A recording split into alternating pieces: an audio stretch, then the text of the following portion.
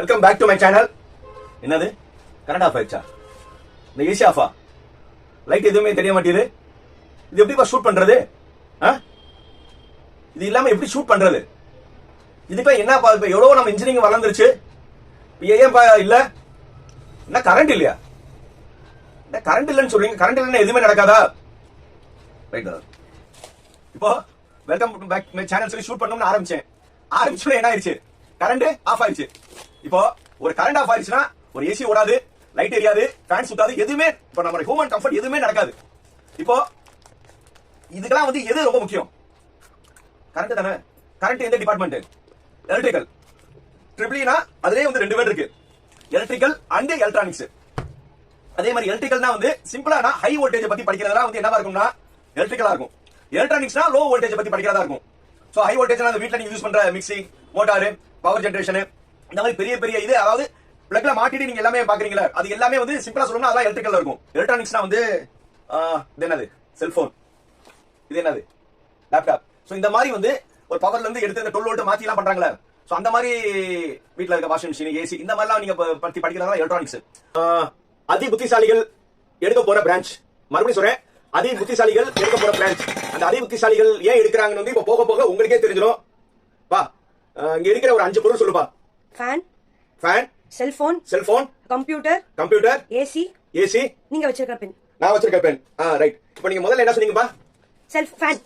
Fan. இப்போ எல்லார் வீட்லயும் ஃபேன் இருக்கு. அப்படியே எல்லாரும் வேலை பாருங்க, ஃபேன் இருக்கு. அந்த ஃபேன்ல என்ன இருக்கு நீங்களே பாருங்க. 3 ரெக்கை இருக்கா? 3 ரெக்கை, 2 கப்பு, ஒரு ஹேண்டில், அப்புறம் அந்த 2 பிளாஸ்டிக். இது வெளியில தெரியுது. உள்ள அந்த ஃபேனை நீங்க ஓபன் பண்ணீங்கன்னா அந்த ஃபேன்குள்ள என்னென்ன இருக்கும்?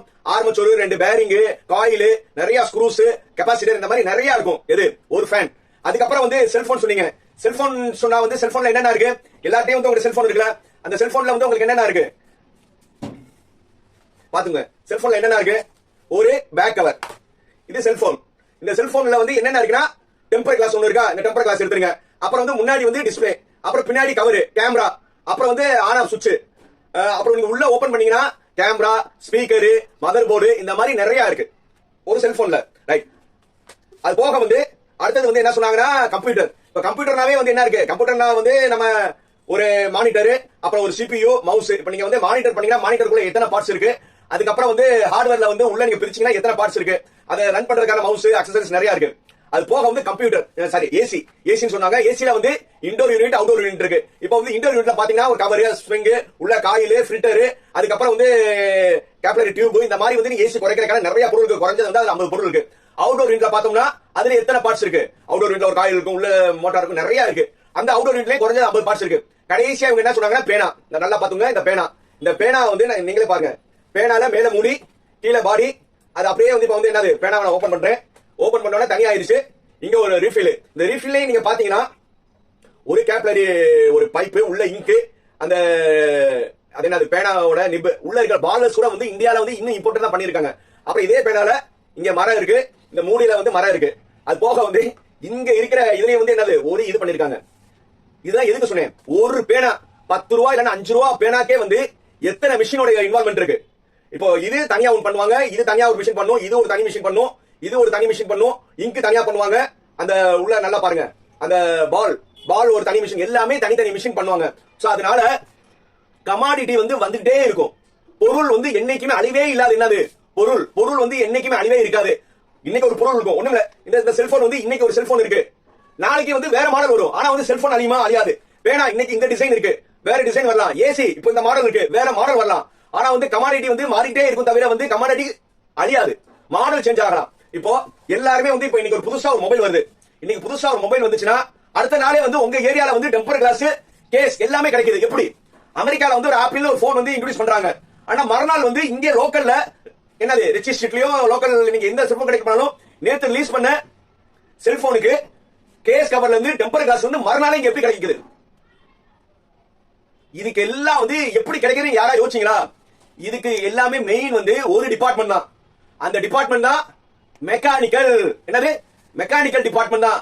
எந்த ஒரு பொருள் நீங்க எடுங்க, உங்க வீட்டுல அப்படியே நீங்க இருக்கீங்களா, நான் சொல்லல, அப்படியே நீங்க இருந்து உங்க வீட்டுல இருக்க அப்படியே சுத்தி பாருங்க. எந்த பொருளும் பாத்தீங்கன்னா அதுல மெக்கானிக்கல் இன்வால்வ்மெண்ட் இல்லாம இருக்காது. நான் போட்டிருக்க கோட்டு, இந்த கோட்டு எப்படி மேனுஃபேக்சர் பண்ணுவாங்க கொஞ்சம் யோசிங்க. இந்த கோட் வந்து துணி நினைக்கிறீங்க. அந்த துணி முதல்ல என்ன பண்ணிருப்பாங்க, ஒரு பஞ்சாயத்து இருக்கும், அது ஸ்பின்னிங் மில்ல வந்து நூலாக்கி இருப்பாங்க, நூலாய் வீவிங் பண்ணிருப்பாங்க, அப்புறம் வந்து துணி பண்ணிருப்பாங்க. துணி பண்ண பிறகு அந்த துணியை வந்து கடைக்கு வந்த பிறகு அந்த துணியை கட் பண்றதுக்கு எது தேவை, கத்திரிக்கோள் தேவை. அந்த கத்திரிக்கோள் நீங்க எடுத்தாலும் கத்திரிக்கோள் என்ன இருக்கும், சில்வர். அந்த கத்திரிக்கோள் பதப்படுத்துறதுக்கு கத்திரிக்கோள் ஹேண்டில் வந்து பிளாஸ்டிக்ல இருக்கும். எல்லாமே என்னது, தனித்தனி மிஷின். கத்திரிக்கோள் முடிஞ்ச பிறகு இந்த பட்டன் நல்லா தெரியும், இந்த பட்டன் ஒரு மிஷின். அதுக்கப்புறம் வந்து தைக்கிறதுக்கான ஊசி ஒரு மிஷின் சிவிங் மிஷின் ஒரு மிஷின். நீங்க வந்து ஒரு சட்டை நினைக்கிறீங்க, ஆனா அந்த சட்டைக்கு எத்தனை மிஷின்ஸோட இன்வால்வ்மெண்ட் இருக்கு. சோ அதனால கண்டிப்பா வந்து உங்களுக்கு உறுதியா வேலைகள் எங்கெங்க இருக்கும்னா, எப்பவுமே வந்து முதிய ஒரு பழமொழி சொல்லுவாங்க, இரும்பு அடிச்சவன் வந்து எப்படி தான் பொழைச்சுக்குவான். என்னது, இரும்பு அடிக்கிறவன் எப்படி வேணா பொழைச்சுக்குவான். என்ன அர்த்தம், இரும்பு அடிக்கிறவன் சொல்லி அந்த காலத்தை சொன்னது யாருன்னா மெக்கானிக்கல் காரவங்க. ஏன்னா அந்த காலத்து முன்னோர்களுக்கே தெரிஞ்சிருக்கு, இரும்பு அடிச்சவன் எப்படி தான் பொழைச்சுக்குவான். என்னது, மெக்கானிக்கல் காரை வந்து எப்படி தான் வேலை கிடைச்சிடும். புரியுதா, வேலை வந்து அவங்களுக்கு இனி வேலை உறுதியா கிடைச்சிடும். அவங்க படிச்சுட்டு இருக்கும் போதே வந்து அத்தனை இண்டஸ்ட்ரியல் இருக்கு, ஈஸியா வேலை கிடைச்சிடும். மேபி இனிஷியல் அவங்க சேரும்போது மேபி சம்பளம் கம்மியா இருக்கலாம். போக போக போக போக மெக்கானிக்கல் படிச்சவங்களுக்கான மதிப்பு கூடிக்கிட்டே இருக்கும். ஒரு கம்பெனியில வந்து ஒருத்தர் அப்ரண்டிஸா சேர்ந்து அப்புறம் ஜூனியர் எக்ஸிகியூட்டிவா அப்படியே ப்ரொமோஷன் ஆக ஆக ஆக அவனோட லைஃப் வந்து கிராஃப் வந்து கூடிக்கிட்டே இருக்கும். பட் நான் எந்த டிபார்ட்மெண்ட் நான் தப்பா சொல்லல. இப்ப கம்ப்யூட்டர் சொல்லி நீங்க எல்லாருமே ஆர்வமா இருக்கீங்க. அந்த கம்ப்யூட்டர் படிச்சவங்களோட அதிகபட்ச ஆயுள் வந்து 10 வருஷம் அதிகபட்சம். இப்ப வந்து பாய்ஸ் உங்களுக்கு வந்து இப்ப 16 இல்ல 17 வயசு இருக்கும். அதிகபட்சம் 10 வருஷம் நீங்க ஒரு டீம் லீடர் வர போனீங்கன்னா அந்த கம்பெனிக்காரங்க உங்களை வந்து என்ன செஞ்சிருவான், லே ஆஃப் பண்ணிடுவான். ஏன்னா நீங்க வந்து சம்பளம் அதிகமா சொல்லி சேருவீங்க.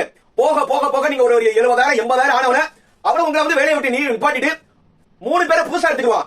20,000 வந்து என்னது 3 பேர் எடுத்துக்குவோம். ஏன்னா அவனுக்கு வந்து ஒரு மாசத்துல அவங்க ட்ரைனிங் கொடுத்துருவாங்க. பொம்பளை பிள்ளைய பத்தி கவலையே இல்ல. இப்ப 16 வயசு இருக்கு, அதிகபட்சம் அவங்க 10 வருஷம் வேலை பார்த்தா வேலை அவங்களுக்கு போனாலும் கவலையே இல்ல. அவங்க பேரண்ட்ஸ் என்ன செய்வாங்க, என்னப்பா வேலை இல்லையா, சரி கல்யாணம் பண்ணி வச்சிருவாங்க. சோ கேர்ள்ஸ் பொறுத்தவரை எனக்கு தப்பா யார் நினைச்சாலும் பரவாயில்ல, ஆனா பேரண்ட்ஸ் பாயிண்ட் ஆஃப் வியூ அவங்க என்னன்னா, ஒரு நல்ல கல்யாண வரன் வர வர நம்ம பொண்ணு ஒரு டிகிரி படிக்கணும்னு சொல்லி தான் படிக்க வைக்கிறாங்க. ஆப்ஷனல் வந்து அவங்க வந்து வேலையில நல்ல சக்சஸ் ஆனாலும் ஒரு 10 வருஷம் கிராஃப்க்கு அப்புறம் அந்த கம்பெனில இருந்து வேலையை விட்டு நிப்பாட்டினாலும் அவங்களுக்கு அந்த நேரத்துல என்ன ஆயிரும், கல்யாணம் ஆயிரும். கல்யாணம் ஆனாலும் அவங்களுக்கு என்னது, ஜாப் விட்டு போனா அவங்களுக்கு ஒரு பெரிய பிரச்சனை கிடையாது. ஆனா பாய்ஸ் நீங்க நல்லா யோசிங்க, இன்னும் இருந்து ஒரு 10 வருஷம் நீங்க இப்ப என்னது 21 வயசுல நீங்க வேலைக்கு சேர்றீங்க, 10 வருஷம் 31 வயசுல வந்து நீங்க நல்ல கம்ப்யூட்டர் டிபார்ட்மெண்ட் வளர்ந்துட்டு வரீங்க. அப்ப வந்து உங்க வேலையை விட்டு நிப்பாட்டினா உங்களுடைய நிலைமை என்ன, உங்களை நம்பி பொண்ணு கல்யாணம் பண்ணிருந்தீங்கன்னா உங்களை நம்பி ஒரு பொண்ணு வந்திருக்கும். கல்யாணம் ஆகலன்னா உங்களுக்கு பொண்ணு அவங்க பேரண்ட்ஸ் தேடிட்டு இருப்பாங்க. அப்ப வந்து உங்களுடைய நிலைமை நல்லா யோசிங்க. ஆனா மெக்கானிக்கலை பொறுத்தவரை என்னைக்குமே அதுவே இருக்காது. ஏன்னா கிராஜுவல் இன்கிரிமெண்ட் இருந்துட்டே இருக்கும். உடனே எந்த கம்பெனிலையும் ஒரு மெக்கானிக்கல் காரங்க வேலையை விட்டு நிப்பாட்டாங்க ஏதாவது ஒரு இண்டஸ்ட்ரி வந்து நீங்க சொல்ல முடியுமா, ஒரு மேனுஃபேக்சரிங் செக்டார்ல இருந்து அவங்க வேலையை விட்டு நிப்பாட்டாங்க சொல்ல முடியுமா. ஐடில வந்து நீங்க டெய்லி பேப்பர்ல பார்க்கலாம், இன்னைக்கு ஒரு கம்பெனில வந்து 15,000 பேர் வேலையை இருந்து நிப்பாட்டாங்க, இன்னொரு கம்பெனில வந்து 12,000 பேர் நிப்பாட்டாங்க சொல்லி டெய்லி நீங்க வந்து ஐடி துறையில் வேலை நீக்கம் சொல்லி நீங்க கேட்கலாம். ஆனா ஏதாவது ஒரு மேனுஃபேக்சரிங் செக்டார்ல இன்னைக்கு ஒரு 1000 பேர் வேலையை விட்டு நிப்பாட்டாங்கன்னு உங்களால ப்ரூஃப் பண்ண முடியுமா, இல்ல சொல்ல முடியுமா. ஏன்னா மேனுஃபேக்சரிங் பொறுத்தவரை நீட் இருந்துட்டே இருக்கும். சோ எலக்ட்ரிக்கல்ல வந்து நீங்க மெயினா என்ன பண்ணுவீங்கன்னா, power generation, power transmission, power distribution. அதாவது பவர் வந்து எங்க தயாரிக்கிறாங்க, அது எப்படி டிரான்ஸ்மிட் ஆகுது, அது எப்படி ஜெனரேட் ஆகுது, இத பத்தி வந்து நீங்க மெயினா வந்து எலக்ட்ரிக்கல்ல படிப்பீங்க. சோ எங்கெங்க வந்து உங்களுக்கு பவர் வந்து ஜெனரேட் ஆகுது, பவர் வந்து என்னது எங்கெங்க உற்பத்தி ஆகுது தெரியுமா. முதல்ல வந்து இபி தெரியுமா, இபில இருந்து உங்களுக்கு கரண்ட் வரும். அந்த கரண்ட் எப்படி தயாரிப்பாங்க, ஒன்னு தெர்மல் பவர் பிளான்ட்ல பண்ணுவாங்க, நியூக்ளியர் பவர் பிளான்ட்ல பண்ணுவாங்க, சோலார்ல பண்ணுவாங்க, விண்ட் மில்ல பண்ணுவாங்க. இந்த மாதிரி இடத்துல வந்து முதல்ல வந்து என்ன செய்வாங்க, கரண்ட தயாரிப்பாங்க. புரியுதா, அந்த கரண்ட தயாரிச்சு ஒரு இடத்துல இருக்கும். இங்க தூத்துக்குடி, நெய்வேலி இங்கெல்லாம் என்ன செய்வாங்க, கரண்ட் வந்து ஜெனரேட் பண்ணுவாங்க. அந்த ஜெனரேட் பண்ண பிறகு அதை வந்து டிஸ்ட்ரிபியூஷன் பண்ணுவாங்க. சோ அங்க இருந்து என்ன செய்வாங்கன்னா, தயாரிச்ச கரண்ட் வந்து எந்த சோர்ஸ் பண்ணலாம், நிறைய நான் சொல்றேன், சோலார்ல பண்ணலாம், தெர்மல்ல பண்ணலாம், விண்ட்ல பண்ணலாம், நிறைய இடத்துல பண்ணலாம். அந்த தயாரிச்ச கரண்ட் எல்லாமே ஒரு இடத்துக்கு வரும், ஈபில வரும். இப்ப ஈபி ஆபீஸ்க்கு வந்து ஒரு இடத்துல வந்து டிஸ்ட்ரிபியூட் பண்ணுவாங்க. அங்க இருந்து வந்து டிஸ்ட்ரிபியூட் பண்ண பிறகு அங்க இருந்து ஈபி ஆபீஸ் எஸ்எஸ்னு சொல்லுவாங்க. நீங்க ஈபி ஆபீஸ்ல இருந்து மறுபடியும் அந்த கரண்ட் என்ன ஆகும், அந்த டிரான்ஸ்ஃபார்மர் ஒரு இடத்துல வச்சு பிரிச்சு உங்க வீட்டுக்கு வரும். உங்க வீட்டுக்கு வந்த பிறகு மீட்டர் மூலமா உங்க வீட்டுக்கு வரும். உங்க வீட்டுக்கு வந்த பிறகு ஒவ்வொரு ரூம் ஒவ்வொரு சுவிட்ச் பாக்ஸ்க்கு வந்து வயர் மூலமா கொண்டு போவாங்க. சோ இது எல்லாமே பத்தி வந்து நீங்க வந்து எலக்ட்ரிக்கல்ல படிப்பீங்க. சிம்பிளா சொல்லிட்டேன். அடுத்தது வந்து எலக்ட்ரானிக்ஸ். சோ எலக்ட்ரானிக்ஸ்னா என்ன, செல்போன் இப்போ ஒண்ணும் இல்ல, நான் இப்ப நான் சொன்னேன் இருக்கு செல்போன். இந்த செல்போனுக்குள்ள பாத்தீங்கன்னா வந்து நிறைய பார்ட்ஸ் இருக்கு. ஐசி நிறைய உள்ள போனீங்கன்னா ஒரு போர்டு இருக்கும், ஐசி இருக்கும். இந்த மாதிரி வந்து உங்களுக்கு என்ன இருக்கும், நிறைய வந்து பார்ட்ஸ் இருக்கும், மைனூட்டான பார்ட்ஸ். இந்த மைக்ரோ ப்ராசஸர் என்ன, மைக்ரோ கண்ட்ரோலர் என்ன, இந்த மாதிரி அந்த லேப்டாப்ல சின்ன சின்னதுல பாத்தீங்கன்னா அத்தனை பார்ட்ஸ் இருக்கும். அந்த அத்தனை பார்ட்ஸையும் வந்து மைனூட்டா வந்து அது எப்படி இருக்கு, அது எப்படி ஃபங்க்ஷன் ஆகுது, அது எப்படி ப்ரோக்ராம் பண்றது, அது எல்லாமே பத்தி நீங்க வந்து எதுல படிப்பீங்கன்னா எலக்ட்ரானிக்ஸ்ல படிப்பீங்க. சோ மெயினா வந்து சின்ன லாஜிக்கு சிம்பிளா சொல்லணும்னா லோ வோல்டேஜ் பத்தி, இது லேப்டாப், செல்போன், டிவி, ஃப்ரிட்ஜ், இந்த மாதிரி லோ இத பத்திலாம் வந்து நீங்க எலக்ட்ரானிக்ஸ்ல படிப்பீங்க. போக வந்து எலக்ட்ரானிக்ஸ்ல எதை படிப்பீங்கன்னா microprocessor, microcontroller, embedded system, PLC, இந்த மாதிரி நிறைய வந்து எதுல படிப்பீங்கன்னா எலக்ட்ரானிக்ஸ்ல படிப்பீங்க. சோ எலக்ட்ரிக்கல் ஒரு பார்ட், எலக்ட்ரானிக்ஸ் ஒரு பார்ட். அது போக வந்து சார் எலக்ட்ரிக்கல் அந்த எலக்ட்ரானிக்ஸ் மட்டும் தான் படிப்பீங்களா, அப்படி கிடையாது. சோ நீங்க எந்த எலக்ட்ரிக்கல் எலக்ட்ரானிக்ஸ் பிரான்ச் படிச்சாலும் நீங்க வந்து கம்ப்யூட்டரோட கோடிங் படிப்பீங்க. So C, C++, Python, so இந்த மாதிரி வந்து இப்போதைக்கு வந்து எது தேவையோ அந்த கம்ப்யூட்டர் சயின்ஸ் படிக்கிற அளவுக்கு படிக்க மாட்டீங்க. ஆல்மோஸ்ட் வந்து அதுல வந்து நீங்க என்ன செஞ்சிருவீங்க, ஒரு 40% வந்து நீங்க எப்படி ஆப்ரேட் ஆகுது எல்லாமே தெரிஞ்சுக்கிறீங்க. சார் இப்ப நான் எலக்ட்ரிக்கல் அண்ட் எலக்ட்ரானிக்ஸ் படிக்கிறது நல்லதா, ஈசின்னு சொல்றாங்களே எலக்ட்ரானிக்ஸ் அண்ட் கம்யூனிகேஷன் எது நல்லதா, அதுக்கான வீடியோ வந்து நான் அடுத்த வீடியோல வரும். ஆல்மோஸ்ட் வந்து ட்ரிபிளியும் ஈசியும் மோரால 70% சிலபஸ் வந்து ஒன்னா தான் படிப்பாங்க. புரியுதா? ஏன்னா அது எலக்ட்ரிக்கல் அண்ட் எலக்ட்ரானிக்ஸ் ட்ரிபிளி, ஈசினா எலக்ட்ரானிக்ஸ் அண்ட் கம்யூனிகேஷன்ஸ், ரெண்டுலயும் காமன் என்னது எலக்ட்ரானிக்ஸ். சோ எலக்ட்ரானிக்ஸ் வந்து நீங்க 60% படிப்பீங்க வச்சுங்க. 40% வந்து ட்ரிபிளி காரவங்க வந்து அந்த பவர் ஜெனரேஷன் அந்த எலக்ட்ரிக்கல் பத்தி படிப்பாங்க. கம்யூனிகேஷன்ல இருக்கவங்க என்ன செய்வாங்கன்னா கம்யூனிகேஷன் ரிலேட்டடா பண்ணுவாங்க. இல்ல சார் நான் ட்ரிபிளி எடுத்துட்டேன், ஆனா வந்து நான் வந்து ஈஸி தான் நான் வந்து எடுக்கணும்னு நினைச்சேன், ஆனா ட்ரிபிளி எடுத்துட்டேன் சார், நான் வந்து ட்ரிபிளியே நான் படிக்கலாம்னா எலக்ட்ரிக்கல் ட்ரிபிளி டிகிரி இருக்கும், ஆனா நீங்க ஈஸிக்கான எல்லாமே படிச்சுக்கலாம். ஏன்னா இப்போ வந்து நம்ம அண்ணா யூனிவர்சிட்டி சிலபஸ் வந்து choice base system, vertical choices சொல்லி கொடுத்துட்டாங்க. நீங்க சாய்ஸ் வந்து எலக்டிவே வந்து ஒவ்வொரு செமஸ்டர்லயும் 3 நீங்க சூஸ் பண்ணிக்கலாம். போக நீங்க தேர்ட் இயர் ஃபைனல் எல்லாம் நிறைய வந்து நீங்க என்ன செஞ்சுக்கலாம், அந்த வெர்டிகல் சாய்ஸ்னு சொல்லுவாங்க. நீங்க அப்படியே வந்து எலக்ட்ரானிக்ஸ் ஈஸி பயங்கர பண்ண எலக்டிவ் அப்படியே தூக்கி நீங்களும் படிச்சிட்டீங்கன்னா உங்களுக்கு நீங்களும் என்னது ஈஸி பயங்கர மாதிரி அறிவீங்க. சோ நீங்க சார் நீங்க சொல்றது டவுட்டா இருக்குன்னா நேரா போங்க, Anna university R21 triple E syllabus download பண்ணுங்க. Anna university R21 ECE syllabus download பண்ணுங்க. ரெண்டு சிலபஸையும் டவுன்லோட் பண்ணுங்க. ரெண்டு சிலபஸையும் டவுன்லோட் பண்ணீங்கன்னா முதல் 3வது பக்கத்தை வந்து நீங்க first semester second semester third semester என்ன படிப்பீங்கன்னு ஒரு சப்ஜெக்ட் இருக்கும். ட்ரிபிளியும் பாருங்க, அதே மாதிரி ஈஸி டவுன்லோட் பண்ணி பாருங்க. அங்கேயும் வந்து என்னது டவுன்லோட் பண்ணி பாத்தீங்கன்னா ஆல்மோஸ்ட் சப்ஜெக்ட் வந்து என்னவா இருக்கும், ஒரு 60% சப்ஜெக்ட் காமனா இருக்கும். அப்படியே எலக்டிவ் பாத்தீங்க, vertical elective, vertical 1, vertical 2, vertical 3, vertical 4 பாத்தீங்கன்னா ட்ரிபிளி சிலபஸ் வந்து வெர்டிகல் 2 பாத்தீங்கன்னா அப்படியே வந்து அது ஈஸில இருக்கிற வெர்டிகல் சிலபஸ் தான். ஆல்மோஸ்ட் என்னது நீங்க ஈஸி ஸ்டூடண்ட் மாதிரி அறிவீங்க. ரைட் சார், எலக்ட்ரிக்கல் படிச்சா வந்து ஜாப் ஆப்பர்ச்சுனிட்டி சார், நீங்க எதுவுமே நான் படிக்கிறேன் சார், எனக்கு வந்து ஜாப் ஆப்பர்ச்சுனிட்டி எதுல ட்ரிபிளில எப்படி சார் இருக்கும்? நான் வந்து நிறைய வீடியோல சொல்லியிருக்கேன். இனி 4 வருஷம் கழிச்சு வந்து என்னுடைய பெர்செப்ஷன் வந்து ட்ரிபிளி அண்ட் மெக்கானிக்கல் தான் ரூல் பண்ணும். ஏன்னா இப்ப ஆல்மோஸ்ட் வந்து எல்லா இடத்துல இ வெஹிக்கிள் வந்துருச்சு. எல்லா பெரிய பெரிய கம்பெனிஸ் வந்து அவங்களுடைய பெட்ரோல் டீசல் வண்டியை வந்து நிப்பாட்டிட்டாங்க. இப்ப ஹீரோ ஹோண்டாவே வந்து இப்ப என்னது 2 வீலர் வந்து எலக்ட்ரிக்கல் வண்டி வர ஆரம்பிச்சு அவங்களோட லாஸ்ட் வண்டி நிப்பாட்டிட்டாங்க. ஹுண்டாய் எல்லா கம்பெனி வந்து அவங்களோட பெட்ரோல் டீசலோட லாஸ்ட் வண்டி எல்லாம் மேனுஃபேக்சரிங் நிப்பாட்டிட்டாங்க. இனி வர ஃபுல்லா அவங்க ஹைபிரிட் அண்ட் எலக்ட்ரிக்கல் தான் போறாங்க. இப்போ வந்து அது க்ரோயிங் ஸ்டேஜஸ்ல இருக்கு. அதே மாதிரி இப்ப மெக்கானிக்கல் சொல்லி எடுத்துட்டீங்கன்னா உங்களுக்கு அதுல வந்து உங்களுக்கு ஒரு 4 சப் டிவிஷனா பிரிக்கலாம். அதுல 1 டிசைன், 2வது மேனுஃபேக்சரிங், 3வது தெர்மல் இன்ஜினியரிங் சொல்லுவாங்க, 4வது வந்து மேனேஜ்மெண்ட் சொல்லுவாங்க. இந்த 4 டிபார்ட்மெண்ட் சேர்ந்ததுதான் மெக்கானிக்கல். டிசைன்னா என்னன்னா நீங்க எந்த ஒரு பொருள், இப்ப ஏற்கனவே நான் செல்போன் பத்தி பேசுறேன். இந்த செல்போன் வந்து இருக்கு, இந்த செல்போன் வந்து டெம்பர் கிளாஸ் வந்து உங்களுக்கு எப்படி வருது, இதே மாதிரி வந்து பாடி வந்து உங்க செல்போன் கடையில வந்து பாடி கிடைக்கும். அது எப்படி கிடைக்குது? ஆப்பிள் தயாரிக்கணும், சாம்சங் தயாரிக்கணும், ரெட்மி தயாரிக்கணும், ஆனா மறுநாள் உங்களுக்கு எப்படி வருது? அதுதான் டிசைன். ஒரு எந்த ஒரு கம்பெனியோட டெவலப்மெண்ட்டுக்கு முக்கியமானது என்னது? டிசைன். இப்ப வந்து இப்ப நான் ரெட்மி செல்போன் யூஸ் பண்றேன், நான் ரெட்மி 12 யூஸ் பண்றேன், ஆனா நான் முதல்ல ரெட்மி 3 யூஸ் பண்ணேன், ரெட்மி 4, ரெட்மி 5 ரொம்ப வருஷமா யூஸ் பண்ணேன். இப்போ ரெட்மி வந்து 12 யூஸ் பண்றேன். ரெட்மி 3 யூஸ் பண்ணும்போதும் செல்போன் அதே தான் இருந்தது. இப்போ வந்து ரெட்மி 12 நான் பண்ணிட்டு இருக்கேன். பட் இன்னும் 4 வருஷம் கழிச்சு ரெட்மி 20 கூட வந்துரும். ஆனா செல்போன் வந்து மாறிட்டே இருக்கும். ஆனா செல்போன் மேனுஃபேக்சரிங் க்ளோஸ் ஆகுமா? ஆகாது. அதே மாதிரி உடனே உங்க டெம்பர் கிளாஸ் எப்படி வருது? அதுதான் டிசைன். புரியுதா? இப்போ வந்து ஒவ்வொரு நாளுமே வந்து ப்ராடக்ட் வந்து ஏஸ்தெட்டிக் சொல்லுவாங்க. நம்மளுடைய கம்ஃபர்ட் லெவலுக்கு வந்து ஒண்ணும் இல்ல. இந்த செல்போன் சொல்லி பேசுறீங்களா, செல்போன்ல வந்து மெக்கானிக்கலோட பார்ட் தான் அதிகம். ஏன்னா இந்த செல்போன் எர்கனாமிக்னு சொல்லுவாங்க. இந்த செல்போன் நான் வச்சிருக்கேன், நல்லா பாருங்க. இந்த செல்போனை நான் எப்படி வந்து பிடிக்கிறேன், ஒரு கையில யூஸ் பண்றேன். இந்த பாருங்க, இப்படி நான் கையில பிடிக்கிறேன்னா என்னுடைய அப்படியே இந்த கட்டை விரல்ட்ட என்ன இருக்கணும்? ஆன் ஆஃப் சுவிட்ச் இருக்கணும். அப்படியே வந்து நீங்க பேசணும். அது பேசும்போது இந்த காது கட்டை வந்து நான் கேட்கணும், கீழே வந்து மைக் இருக்கும். இது டிசைன். அதுக்கப்புறம் வந்து நான் செல்ஃபி எடுக்கும்போது இப்படிதான் நல்லா பாத்துங்க, என் கை வந்து இப்படி வரணும். இது எல்லாமே இந்த நீளம் அகலம்லாம் வந்து யார் டிசைன் பண்ண நினைக்கிறீங்க? Only mechanical. இது கூட வேணாம், இந்த செல்போனை வச்சே பேசுவோம். டெம்பர் கிளாஸ் ஏன் இந்த மெட்டீரியல்ல இருக்கு, இந்த பாடி ஏன் இந்த மெட்டீரியல் இருக்கு, உள்ள கேமரா என்ன மெட்டீரியல் இருக்கு, இது எல்லாமே யார் சொல்லணும்? ஒரு மெக்கானிக்கல் டிசைன் இன்ஜினியரா. இதே வந்து ஒரு காலத்துல செங்கல்னு சொன்னாங்க, வந்த செல்ல அந்த செங்கல் போன்ல வந்து ஒரு ஆண்டனா வச்சிட்டு இருந்தது. போக போக போக போக செல்போன் டெவலப்மெண்ட்க்கு யார் மெயின் தலைவனும்? Mechanical design engineer. First department என்னது? டிசைன். எது இருந்தாலும் டிசைன் தான் ரொம்ப முக்கியம். 2வது மேனுஃபேக்சரிங். நீங்க எந்த பொருள் தயாரிக்கனாலும் ஒரு மிஷின் வேணும். மிஷின் வந்து மேபி அது ஆட்டோமேஷனா கூட இருக்கலாம், ஆனா மிஷின் இல்லாத எந்த வாழ்க்கையும் கிடையாது. ஏன் உங்க வீட்டுல உங்க அம்மா தோசை சுட்டு கொடுக்குறாங்களே, அந்த தோசை கல்ல என்னது? இரும்புல இருக்கிற தோசை கல் தானே. அந்த இரும்புல தோசை கல் எப்படி வந்திருக்கும்? முதல்ல பழைய இரும்புலாம் உருக்கி இரும்பு பார் பண்ணுவாங்க. அந்த இரும்பு பாரை வந்து ரோலிங் மில்ல இருந்து இது பண்ணுவாங்க. அதுக்கப்புறம் ஒரு ஷீட்டா ரெடி பண்ணுவாங்க. அந்த ஷீட் ரெடி பண்ண பிறகு அந்த ஷீட்டை வாங்கிட்டு போய் வந்து என்னது, ஒரு ஆர்ச் வச்சு கட் பண்ணி உங்களுக்கு என்னது ஒரு தோசைக்கல் வரும். இந்த தோசைக்கல் உங்களுக்கு வர்றதுக்கே வந்து 7-8 ப்ராசஸ் இருக்கு.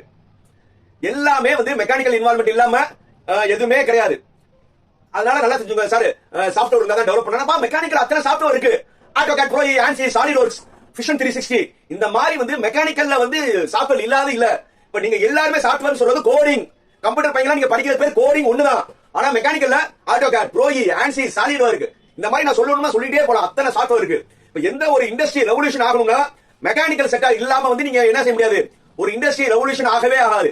4 வருஷம் கழிச்சு நீங்க வெளியில வரும்போது இப்பவே வந்து எல்லா ஆட்டோமொபைல் செக்டார் ஃபுல்லாவே வந்து வெஹிக்கிள் ஃபுல்லா வந்து ஈக்கு மாறிட்டாங்க.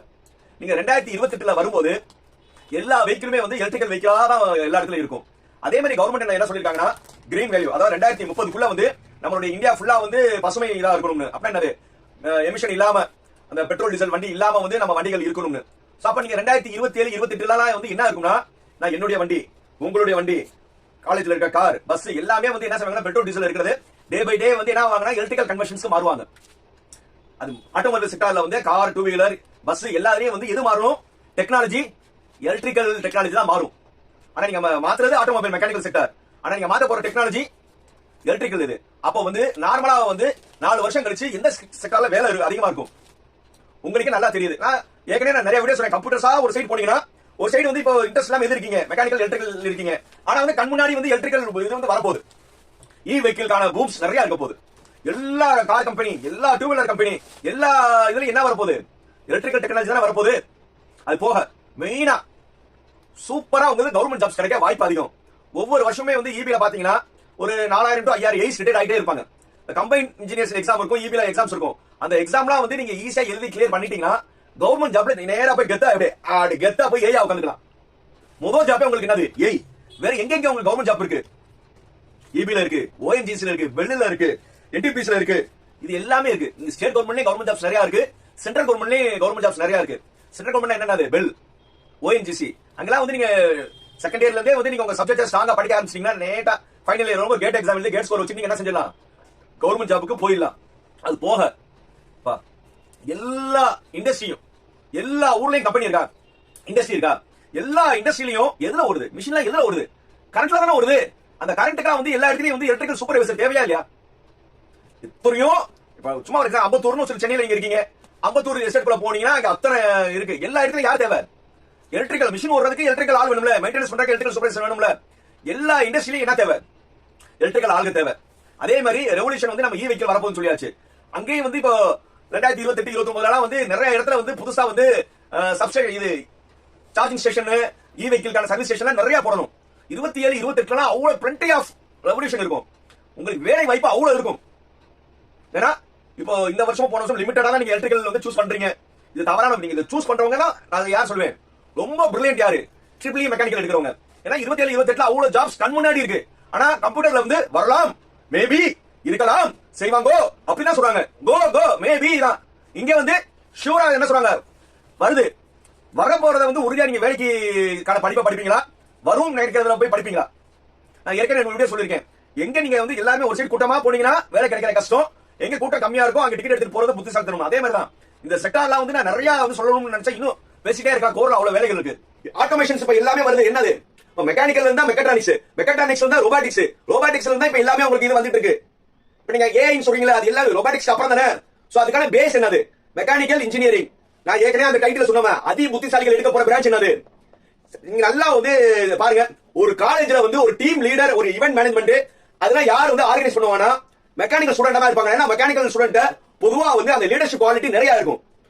எப்பவுமே வந்து நாங்க பெருமையா சொல்லுவாங்க ராயல் மெக்கானிக்கல். சோ அதனால இப்ப வந்து சாய்ஸ் ஃபில்லிங்ல நல்லா யோசிச்சு முடிவுடுங்க. நிறைய பெரிய பெரிய காலேஜ்லயும் இப்ப ஸ்டூடெண்டோட மைண்ட் செட் என்ன இருக்கு? மெக்கானிக்கல் வந்து ஒரு மைண்ட் செட் இல்லாம இருக்காங்க.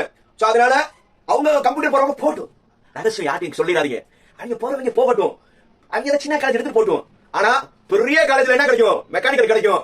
பெரிய காலேஜ்ல மெக்கானிக்கல் எடுத்துட்டு கெத்தா 4 வருஷம் கழிச்சு நீங்க ஒரு நல்ல ஒரு வேலை வாங்கிட்டு இப்ப ஓடி போறாங்களே ஏதோ ஒரு சின்ன காலேஜ்லயே அவங்களுக்கு பிடிச்ச பிரான்ச் போகட்டும். அவங்க முன்னாடி எப்படி உட்காருங்க? அப்படி கெத்தா 4 வருஷத்துல போய் ப்ரூவ் பண்ணும் போது நீங்க அப்ப சொல்லலாம் அதி புத்திசாலிகள் எடுத்த பிரான்ச் மெக்கானிக்கல் அப்படின்னு நீங்க என்ன செய்யலாம்? கெத்தா சொல்லலாம். ரைட். மீண்டும் அடுத்த வீடியோல வந்து இதே மாதிரி எல்லா டிபார்ட்மெண்ட் பத்தி பேசுவோம். அன்டில் தென் மறுபடியும் நான் சொல்ற மாதிரி லைக், கமெண்ட், ஷேர், சப்ஸ்கிரைப். மீண்டும் அதுக்கு சொல்லும் வரை பை பை. மீண்டும் அடுத்த வீடியோல வேற டிபார்ட்மெண்ட் பத்தி பேசும் வரை பை பை.